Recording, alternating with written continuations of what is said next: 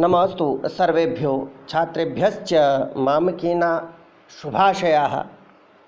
अहमस्मि Yogesh Kumar Sharma, assistant professor, राजकीय महाविद्यालय मुंडावर अलवर।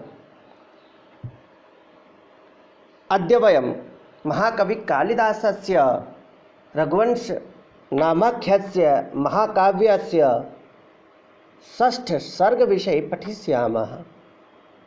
वयं जानीमः सर्व एव यत् षष्ठे सर्गे राजकुमार्याः इन्दुमत्याः राज्ञा अजेन सह स्वयंवरस्य वर्णनं प्राप्यते।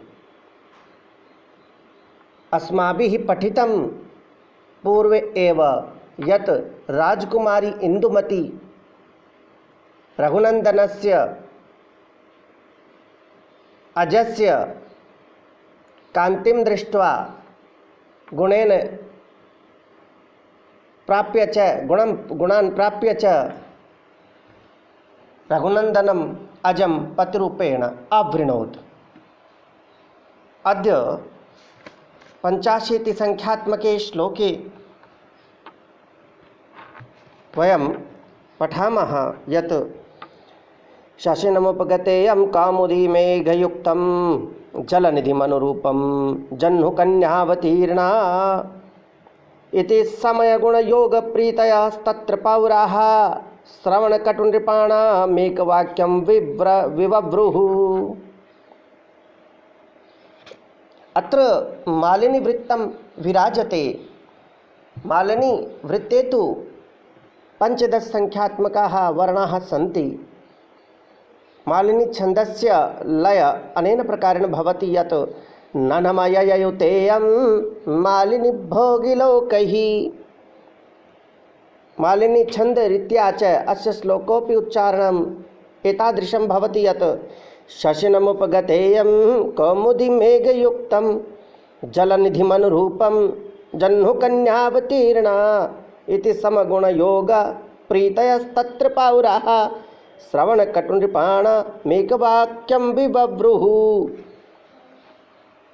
अस्य श्लोकस्य संस्कृतभावार्थो वर्तते यत् तस्मिन् स्वयंवरे अर्थात इन्दुमती स्वयंवरे तुल्यशीलसौन्दर्यादिगुणयुक्तयोः तयोः कयोः राजकुमारी इन्दुमती तथा अज एतत् संख्ययोः तयोः द्वयोः सम्बन्धेन प्रसन्नाः पुरवासिनो जनाः तत्र समागतानां भूपानां कर्णकटु एकमेव वाक्यम् अकथयन् यत् इयम् इन्दुमती खलु तथैव राजकुमारम् अजं संगता सती शोभते यथा निर्मेघं सुधांशुं चंद्रिका स्वानरूपं महासागरं च गंगा।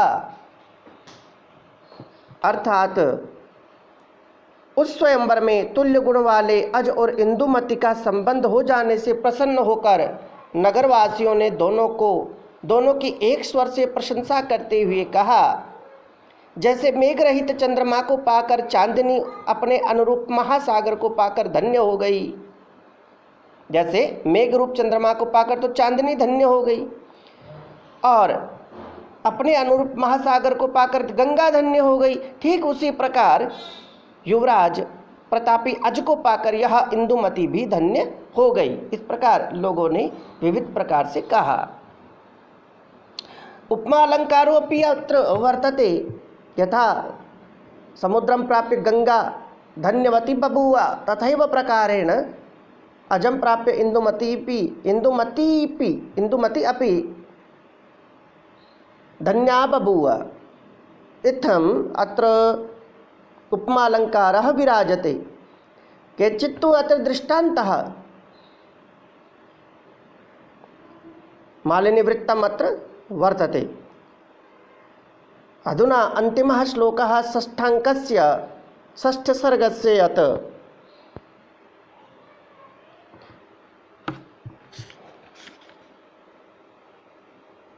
अत्र षष्ठे सर्गे अंतिमे श्लोके पुष्पिताग्रा छंदोपि वर्तते। पुष्पिताग्रवृत्तं विराजते। तल्लक्षणम् इदम् अस्ति अयुजिन्नयुगरे पतो यकारो युजि च नजौ जर्गाश्च पुष्पिताग्रा। प्रमुदित वरपक्षमेक तत्प्रतीक्षितिपति मण्डलमन्यतो वितानम् उरशिस्सरः इव प्रफुल्लपद्मं कुसुमवन प्रतिपन्न निद्रमासीद।